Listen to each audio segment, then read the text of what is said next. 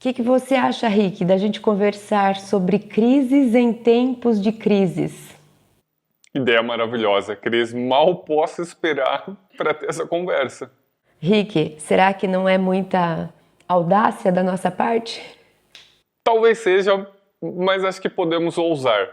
Vamos viajar juntos, né, Rick? Vamos. Vamos pensar, vamos refletir. A gente fala muito sobre crises, né? Parece que a gente fala, aliás, em todos os contextos.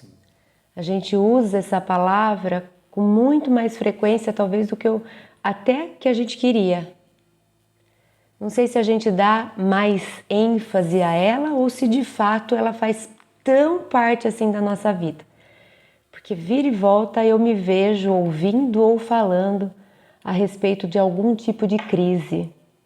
E ainda tenho a impressão de que, pelo menos para mim, crise tem uma conotação pejorativa, né?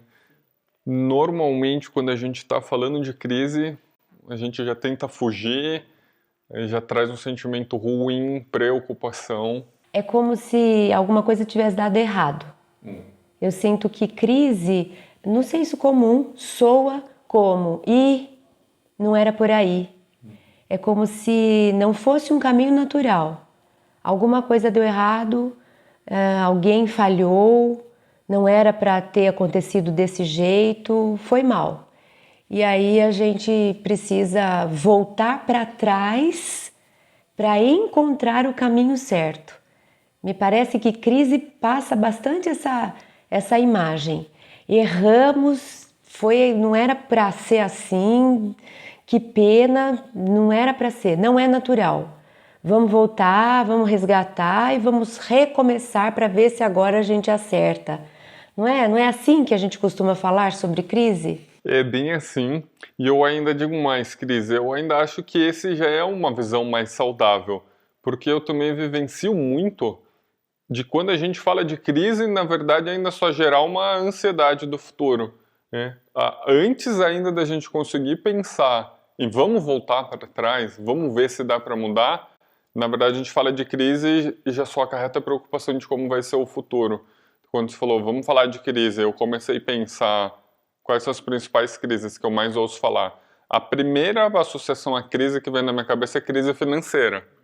Então, o país está em crise, a economia está em crise, e acho que quando eu ouço falar crise financeira, antes de eu pensar o que dá para mudar, primeiro eu sou tomado por um medo e preocupação de como vai ser o futuro. Quer dizer, a minha preocupação é como que isso vai me afetar? O que eu vou perder? Que sofrimento que vai me acontecer? Né? Eu antecipo o que ela vai me promover e isso me dá aflição, porque eu gostaria de ficar como eu estou ou eu gostaria que a situação futura fosse prevista para melhor. Não gosto da ideia de pensar em frustração, em problema, em acontecimentos desagradáveis. E a gente pode fazer o mesmo caminho que você fez, mas olhando para trás. Porque muitas vezes a gente também, diante de uma crise, a gente reclama e a gente lamenta. Anunciou uma crise econômica, uma crise financeira. A gente já começa a achar culpados, reclamar porque é sempre assim, reclamar porque se a vida já estava difícil, agora imagina o que vai ficar. A gente entra num processo de lamentação por aquilo que não fizeram certo, por quem é o culpado. Quer dizer, a gente só associa crise com emoções bem negativas, né? É ansiedade, é medo do futuro, é reclamação e lamentação do passado. Por isso que a gente teme tanto e a gente arrepia os cabelos quando alguém fala sobre alguma crise iminente, não é? Em todos os aspectos. Pensei em crise financeira, acho que me remete também muito crise no relacionamento, seja dentro de casa, na amizade, no namoro. Ter crise não é algo bom. A crise tem que ser evitada. Quando está em crise, é de esperar mau presságio. É coisa ruim que vem por aí. Você sabe, Rick, que você está falando aí dos tipos de crises, né? E a gente vai viajando. Eu ouço muito na minha área de atuação, de trabalho, muito sobre as crises existenciais, né? que são aquelas mais profundas, que encontram a gente realmente e tiram nosso chão. Porque aí não tem nada no mundo de fora que possa dar jeito. Não tem remédio, não tem dinheiro. É alguma coisa que vai mexer realmente lá no âmago do nosso ser. Mas para descontrair um pouco, antes da gente mergulhar nisso, eu lembrei que o meu nome é Cris. Aí a piada constante, né? Puxa vida, o plural de Cris é crises, né? Você imagina o que não vem por aí.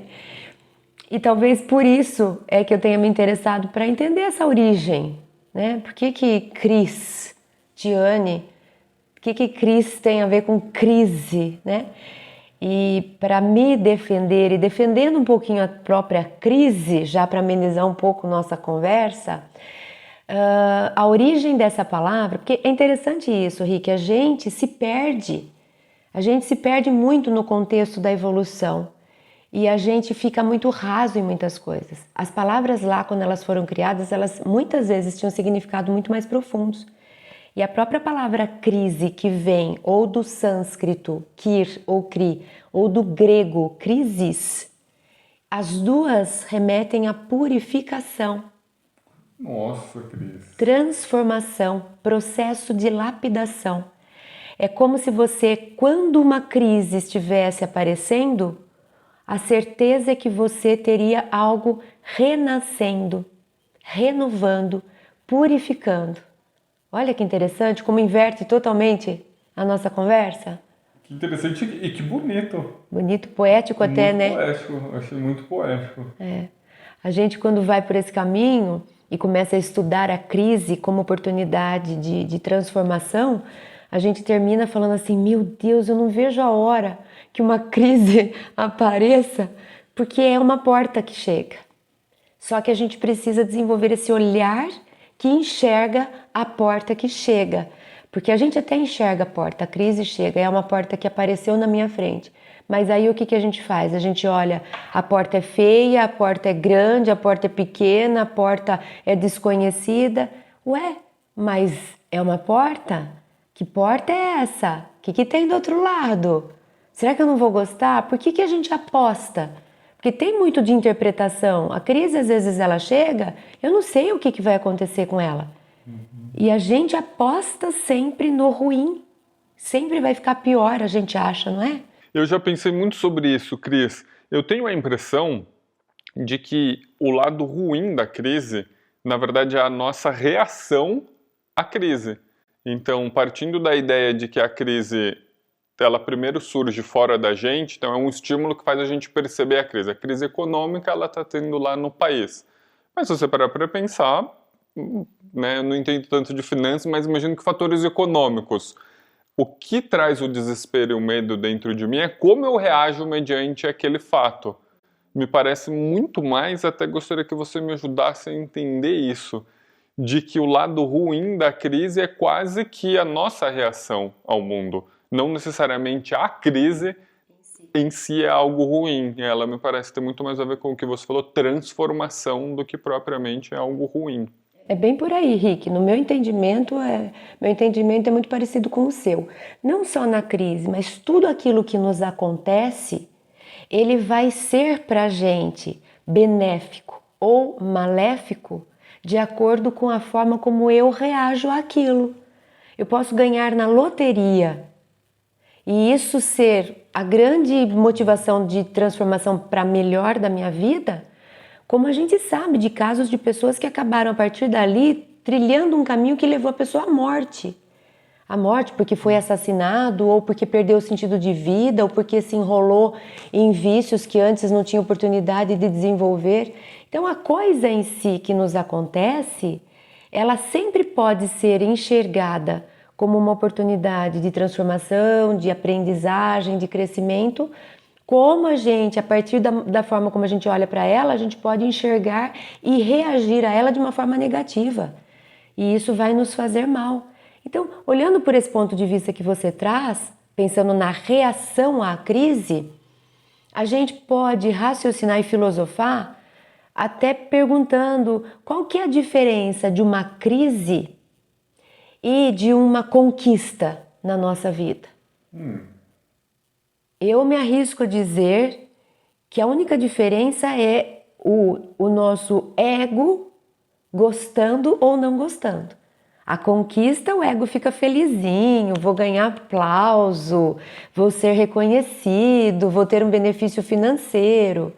E a crise vai me exigir sacrifício, vou ter que pensar como é que eu vou resolver, talvez eu não consiga mais agir como eu agia antes, vai me exigir algum esforço. De qualquer forma, eu vou ter mudanças na minha vida. E eu não tenho garantia das mudanças. Nem toda conquista vai, ao longo do tempo futuro, me fazer bem como eu imaginei. Como eu acabei de falar, né? Ganhei na loteria e depois me dei mal. Então, nem toda conquista garante que a partir dali eu vou ser mais feliz, eu vou ter mais sucesso, eu vou ser mais saudável. Como nem toda crise garante que depois eu vou sofrer, que depois eu vou ser pior. A gente é que interpreta isso, mas precisa cair a nossa ficha, né? Que a coisa não está fechada, não é determinada, ela é só uma coisa. Cris, juntando o que eu tô pensando, o que eu acho de crise com o que você tá falando, tá me surgindo a seguinte ideia. Pegando essa parte de que, então, o lado ruim da crise é a nossa reação, de que a crise é uma ruptura num modus operandi antigo e de que ela é um convite à transformação, tá me parecendo de que quando dói a crise, o lado ruim tem a ver com resistência à mudança. E de que principalmente é muito mais fácil a gente mudar para algo mais confortável, para algo melhor. Então, às vezes, um estímulo à mudança que nos estimula a mudar para algo mais confortável e mais fácil, a gente não chama de crise. Você deu até outro nome, mas foi um convite à mudança.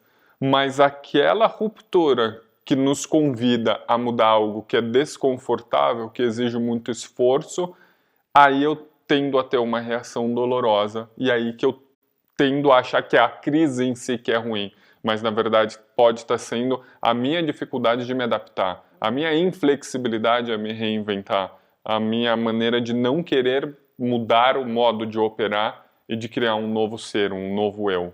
Rick, achei que você resumiu aí de uma forma muito clara. Fiquei até pensando num exemplo.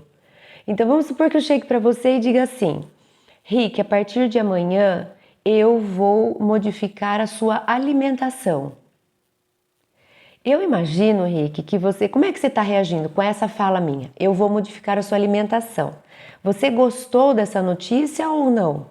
Minha primeira reação foi de que vem chatice por aí, vou ter que deixar de comer o que eu gosto. É como a gente costuma reagir à mudança. Mas e se eu disser assim para você, a partir de amanhã, Rick, você vai ter à sua disposição um dos melhores chefs do Brasil. E agora? Fiquei empolgado. Ficou empolgado. Quer dizer, eu dou a notícia, você vai ter uma mudança na alimentação e você presume que isso vai te dar trabalho, você já antecipa que você vai sair perdendo e isso não necessariamente pode acontecer. A mudança pode ser uma mudança que te agrade. Agora eu posso dizer assim para você, não, aquilo que eu vou mudar amanhã na sua vida, na alimentação, não é que eu vou te dar de brinde um chefe para cozinhar as melhores delícias do mundo. Mas eu vou te dar, a partir de amanhã, uma alimentação que eu garanto que você vai ter mais 5 anos de vida. Gostou da notícia? Ainda melhor. Ainda melhor, mas ainda assim a gente pensa assim, vixe, agora o negócio deve ser mais difícil ainda. Mais privação ainda. Mais privação, vou ter que comer só que nem passarinho, alpiste, né? É isso aí, a gente tá sempre querendo mudar para o que é mais prazeroso, gostoso, confortável, fácil. Mas aí eu pergunto, o que é que você conquistou na vida? Daquelas coisas que a gente tem orgulho de falar, eu consegui fazer isso, eu consegui chegar lá, eu consegui obter isso, eu consegui, enfim, desenvolver. O que é que dessas coisas que a gente sente orgulho de falar que a gente fez, foi feito fácil, rápido, gostoso, confortável? Conhece alguma coisa que tenha nos dado essa realização íntima, mas que tenha acontecido da noite para o dia, de uma forma facílima, gostosa e prazerosa? Muito difícil. Muito difícil.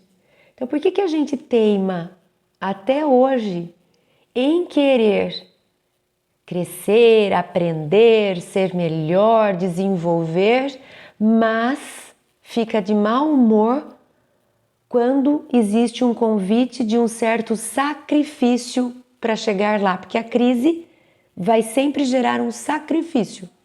Mas esse sacrifício, de novo para a origem da palavra, é um sacro ofício. É um trabalho sagrado, é uma tarefa sagrada. É aquilo que eu me esforço para fazer, mas que me produz algo de conquista, de grande, né? de que me faz bem. Então a gente fica com essa mente, na minha ideia, como se a gente tivesse essa mente, ela está dividida. Eu quero crescer, eu quero me desenvolver, mas eu não quero o sagrado ofício da disciplina, do esforço, do compromisso, de ter que vencer crises para conseguir superar isso e lidar com aquilo, de passar algum tipo de privação. Então eu estou querendo duas coisas que elas não se casam. Eu preciso ser maduro para entender que para conquistar aquilo que eu sei que vai me realizar, eu tenho que ter a minha cota de esforço para merecer chegar ali, né? Se não é um adulto querendo uma vida boa de realização, ao mesmo tempo uma criança que não quer fazer nada que ela não goste. Ela só quer comer sobremesa, brincar no parquinho, não quer ir para a escola, não quer comer o prato que a mãe fez, né? Não faz sentido isso, Rick? Muito, Cris. E você está falando também, eu estou lembrando daquele vídeo do Ricardo Guimarães, o fundador da Timos, que a gente assistiu junto no começo da pandemia do Covid. Naquela época ele me deu uma mensagem muito parecida, da crise como um convite à transformação e do quanto que ela é a transformação a gente tenta evitar, às vezes porque a transformação pode ser doloroso, ela tira a gente da zona de conforto. E nesse vídeo ele fala da crise da lagarta. A lagarta entra dentro do casulo e ela começa a produzir enzimas que digerem ela. E então imagina a crise que a lagarta não está tendo, o mundo está desabando, ela está sendo digerida por ela mesma. Mas ela tem a célula imaginal, que é o que permite criar a borboleta. Mas devido àquela crise, em que de uma maneira, essa crise, né, a gente filosofando aqui, a gente está falando de uma maneira simbólica de vida e morte, de final de algo, mais renascimento de outro, tem que ter aquela crise.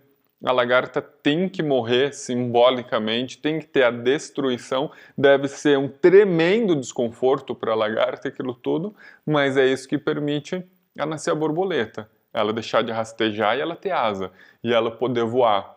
Mas não consigo imaginar uma maneira que não tenha esforço, que não saia da zona de conforto para que uma lagarta se torne uma borboleta. Nossa, que lindo isso, Rick.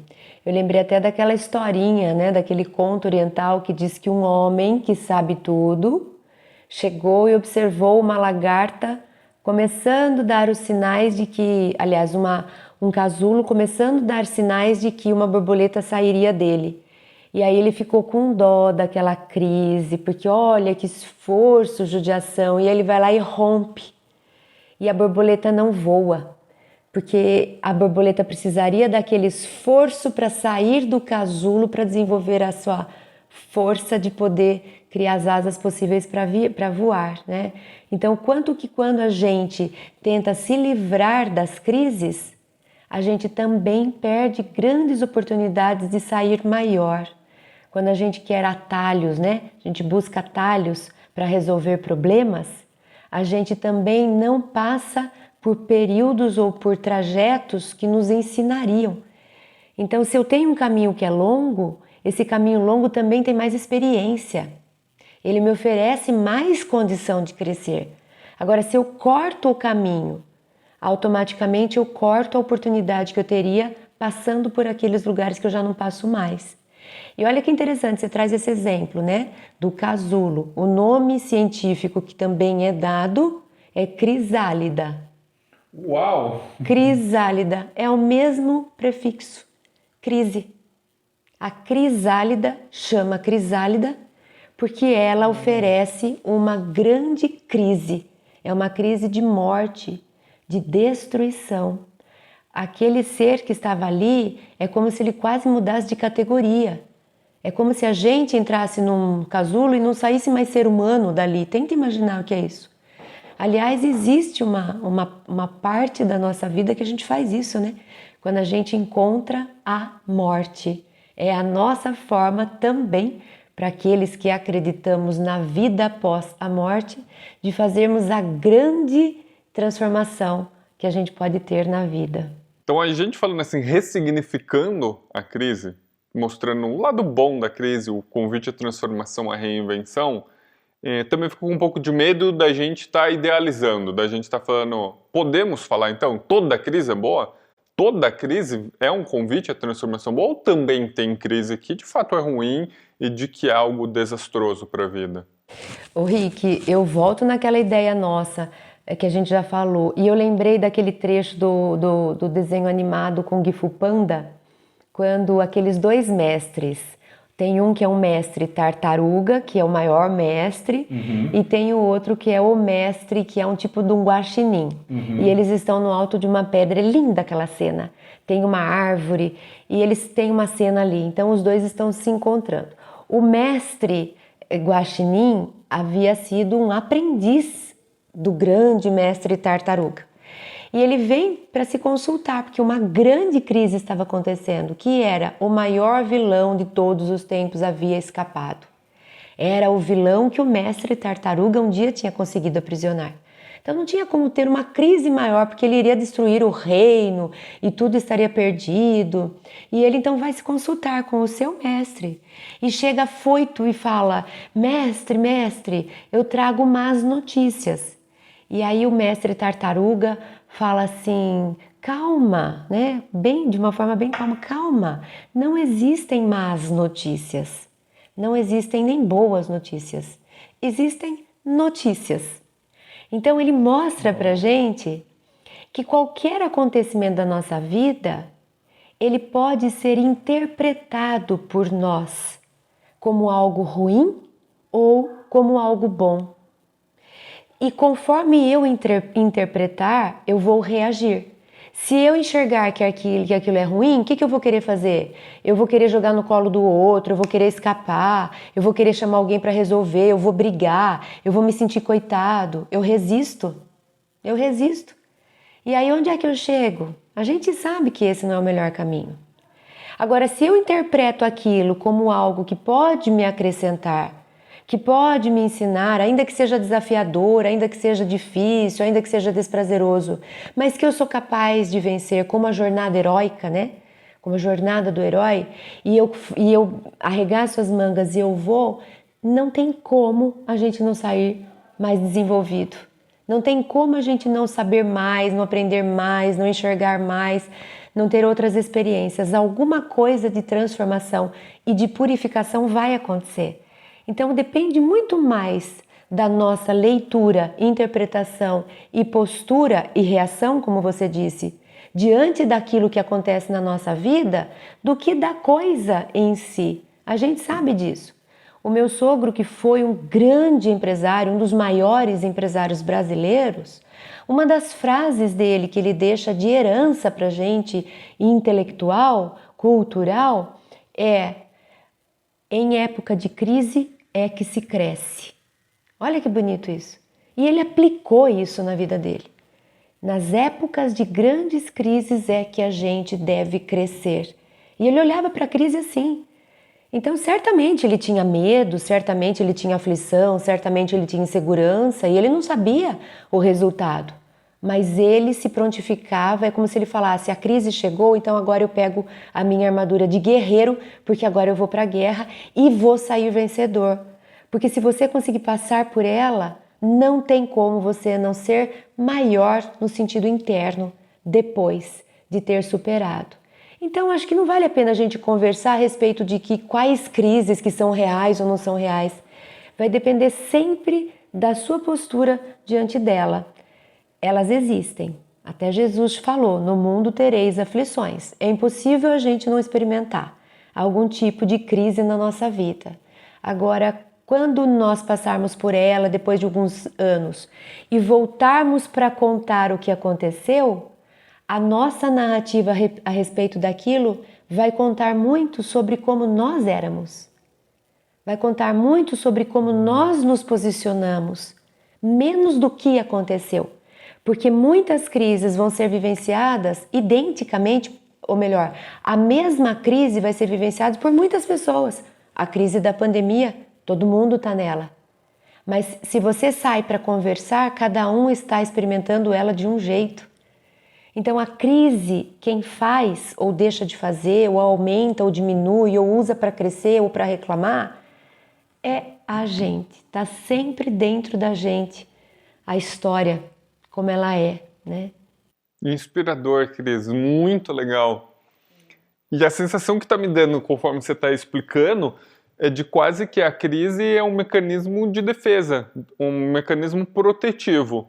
O que eu estou pensando? Quando você me explicou de que quando a coisa é boa, o convite à mudança é bom, a gente muda sem resistência, então não tem crise. E numa ideia de que, então, é como se a evolução, o melhorar, ele não tem limite.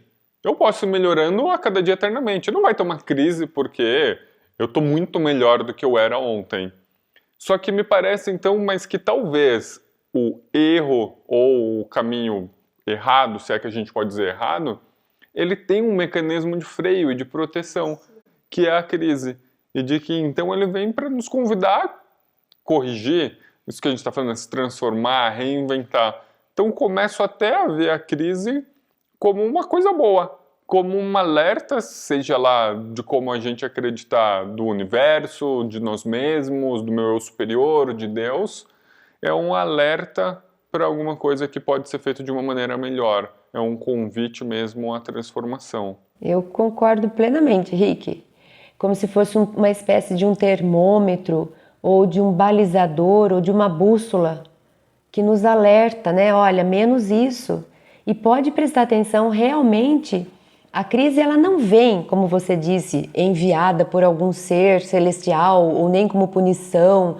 Ela é simplesmente a consequência de percursos que são naturais. Vamos pegar uma crise do meio ambiente.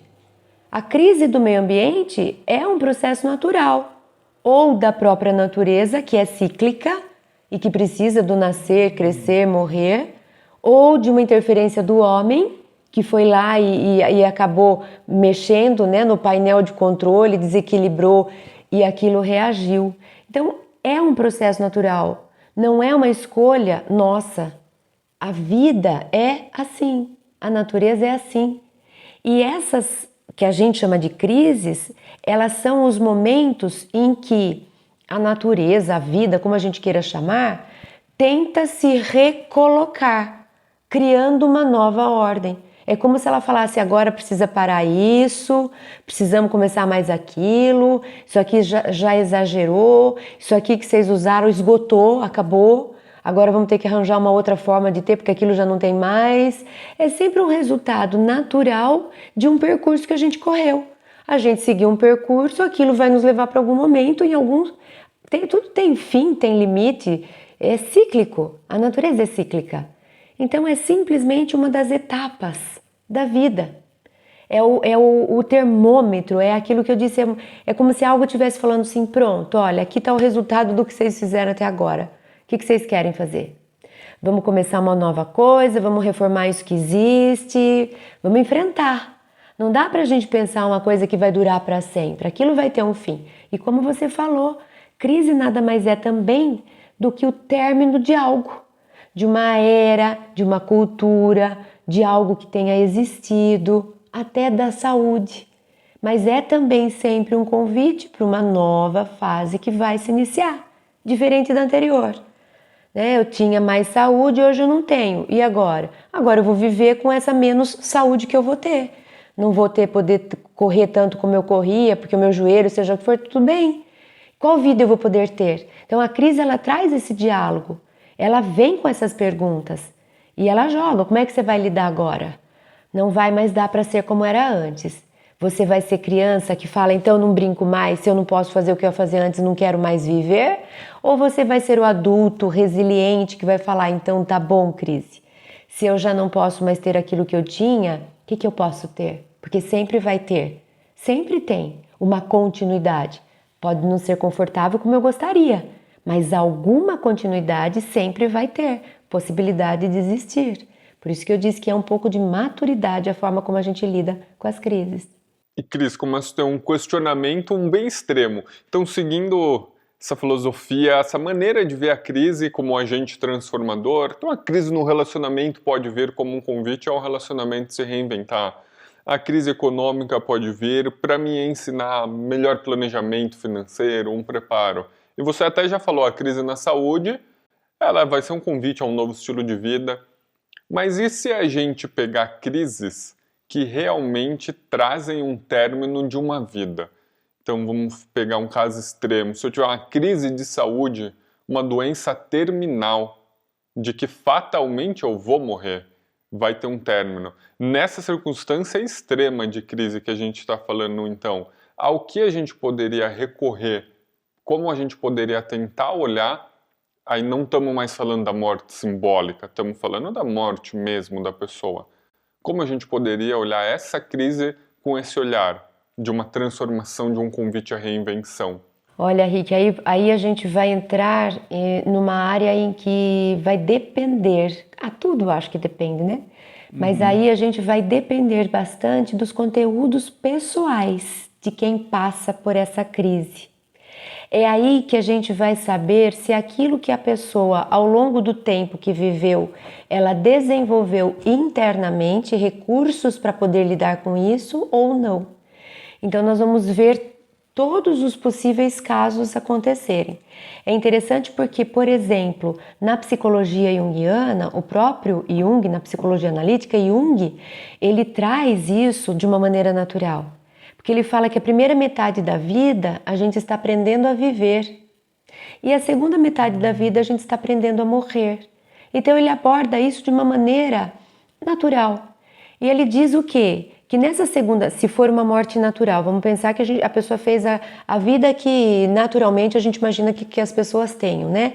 Faz todos os seus ciclos e chega realmente na vida, na idade adulta, depois idosa e depois ela vem a morrer. O que o Jung diz? Que essa segunda metade da vida a gente vai se preparar para morrer. E a gente vai lidar com isso. Eu estou desenvolvendo o quê? Eu estou desenvolvendo o meu eu, que é o eu espiritual.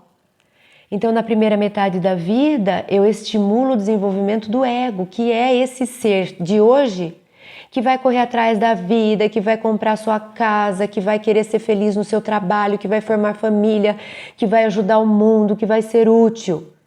E depois da gente ter feito essa contribuição, que é uma contribuição material, a gente desenvolveu o nosso corpo material, o nosso ser material, o nosso homem, ser humano. A segunda metade da vida a gente vai desenvolver o nosso ser espiritual. A gente vai mergulhar para dentro. Então nós vamos desenvolver os recursos. A gente vai fazer mais conexões, nós vamos dar mais propósitos nobres para a vida. Essas coisas é que vão nos ajudar a enfrentar a morte. Porque a gente vai dar significado para ela. Ela vai ser natural, ela não vai ser algo que nos amedronta. Ou a gente pode ir pela própria religiosidade, a espiritualidade de cada um. Esses são os recursos, porque eu estou agora de frente com algo que já é maior do que a minha mente racional é capaz de lidar, do que a matéria é capaz de solucionar. Eu estou entrando num outro âmbito.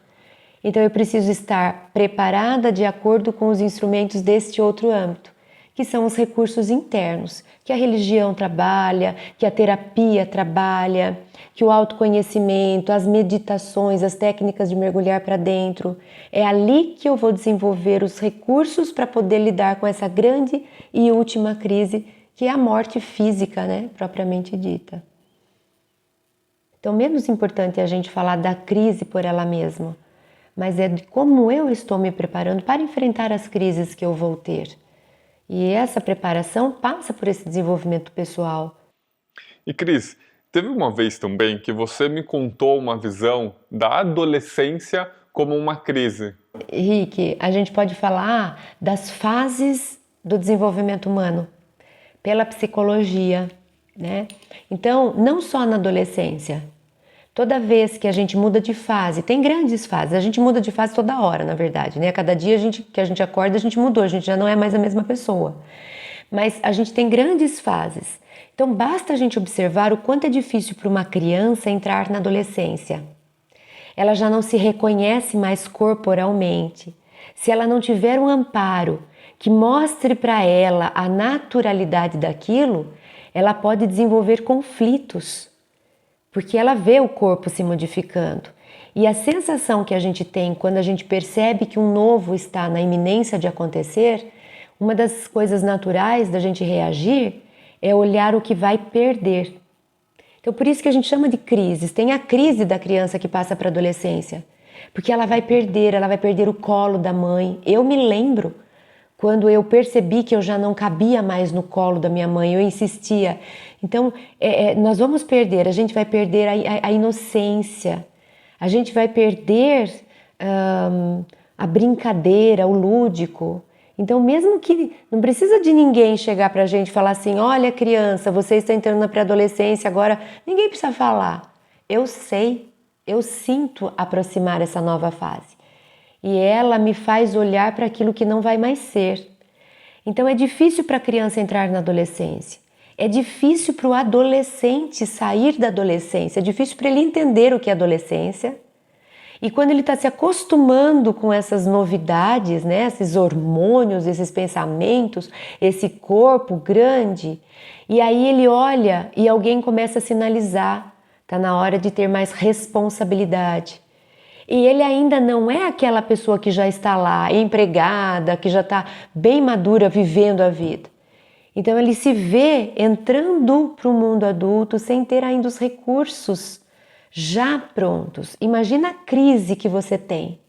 Por isso que na psicologia, e a mesma coisa depois do adulto para a velhice, é muito difícil, por isso que a gente vê a crise do lobo, né, os 50 anos, como que mexe com a cabeça das pessoas, e aí a gente vê pessoas querendo voltar a ser adolescente, querendo modificar o corpo, voltando a usar roupas que já não cabem mais, no sentido de não bate com a... Costumo ouvir a crise da terceira idade. Crise da terceira idade. Então, essas crises, elas são naturais, e se você não tiver desenvolvido recursos internos, prontidão de ego para falar, ai meu Deus, que difícil que é entrar nos 50, ai meu Deus, que difícil que é ficar adulto, ai meu Deus, que difícil que é ser adolescente. Se você não tiver recursos internos e um apoio de uma rede, que é gente do seu lado que fala, que é isso, tá tudo certo, você pode entrar em conflitos e você pode inclusive adoecer.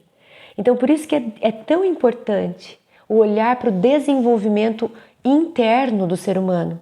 E não é divulgado isso. A gente fala, vai fazer uma terapia, a pessoa diz, eu não sou louca, eu não preciso disso, porque tem essa visão errada e equivocada, né? Então, as escolas, agora a gente começa a ver esse despertar para trabalhar dentro da escola com educação emocional, com valores ético-morais. Isso são tesouros internos do ser humano.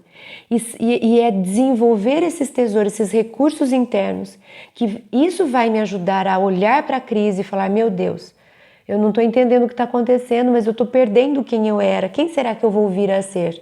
Mas internamente eu vou falar, eu dou conta, vamos que vai dar tudo certo, eu já passei por isso antes. Então por isso que é preciso tanto a gente ter tempo, atenção, dedicação para tudo que favorece o meu desenvolvimento interior. Olhar para isso. Não sei se parece loucura, mas depois dessa conversa toda já estou até desejando um pouco ter mais crise. Eu falei no começo que a gente ia chegar nisso. Porque a gente falou de crise como convite à transformação, a gente falou de crise como estágio intermediário para eu me tornar alguém melhor, a crise como agente que me estimula a desenvolver novas habilidades, a crise como algo que me torna mais desenvolvido, com novas habilidades, mais complexo. A crise desafia a nossa criatividade, a crise exige de nós mais competência, a crise nos oferece oportunidade de desenvolvimento, inclusive cultural e intelectual. Quantas vezes a pessoa é mandada embora do emprego, perde o emprego e vai fazer o quê? Volta a estudar para poder almejar uma nova função. Olha aí que crise que gerou desenvolvimento. Então, ela, se for bem aproveitada, ela vai ser um momento difícil, de sacrifício, de esforço, mas certamente a gente sai mais desenvolvido. Por isso que vem lá do grego e do sânscrito, purificação, desenvolvimento, transformação. A gente veio aqui para isso. Maravilhoso. E Cris, também me parece que essa nossa visão toda que a gente construiu é uma visão mais holística da crise. É um pouco depois que passou, eu consigo ver isso tudo da crise. Mas e para aquela pessoa que está vivendo a crise hoje, que está no olho do furacão? O que você falaria para quem ainda não consegue enxergar aonde vai chegar a crise, quando a gente ainda está só tomado pelo medo? Tem como confortar um pouco esse momento? O que você diria, aconselharia? Olha, Rick, é difícil a gente, na hora que você está no momento, no olho do furacão, nesse momento você falar, agora eu preciso me preparar para isso onde eu já estou. Sim, muito. A preparação é sempre preparação, ela é antes. Mas, e também conselho é difícil da gente dar, aliás, a gente nunca deveria dar conselho. Mas se eu tivesse que falar isso para mim, amanhã, se eu tivesse aí num olho de furacão e eu pudesse me falar qualquer coisa, eu diria assim, ó, primeiro de tudo, respira. Respira, calma, desarma. Porque quando a gente está na iminência de uma crise, automaticamente a gente reage. Você começou nossa conversa falando de reação. E a reação é sempre baseada no que eu já fiz. E dificilmente eu já fiz coisas bem interessantes nas minhas crises anteriores. Então, a chance de, diante de uma crise, eu repetir modelos que não foram interessantes, inteligentes, é grande. Então, eu acho que o primeiro passo é a gente acalmar, respirar, né? Não reagir, não se desesperar. Então, respira, serena, né? Pé no chão, para dar a oportunidade da mente racional entrar num diálogo. E aí a gente tentar ampliar o nosso ponto de vista. E aí a gente pode fazer esse diálogo interno. Peraí, o que eu estou sentindo? O que está acontecendo? Desde quando está acontecendo? O que eu posso fazer a respeito? Quais são os meus recursos? A quem eu posso recorrer? O que internamente eu posso fazer a respeito disso? Aí a gente começa a fazer um diálogo que nos abre possibilidades de para onde correr, de o que acionar. Mas se eu não tiver essa prontidão para falar, espera, deixa eu trazer a razão para a história, eu fico que nem barata tonta, correndo, tentando me livrar do problema, reagindo, brigando, xingando o outro, me desesperando, sentando e chorando, reclamando da vida e perco a chance de aproveitar a crise para o desenvolvimento. Irretocável. Muito bom, né, Rick? Muito legal. Gostei bastante do nosso papo. Uma delícia, eu adorei, foi maravilhoso. Espero que vocês tenham gostado também. Eu ficaria com muita vontade, Rick, de ouvir o que o povo achou. Conversa com a gente. Espero que todos tenham aproveitado assim como eu.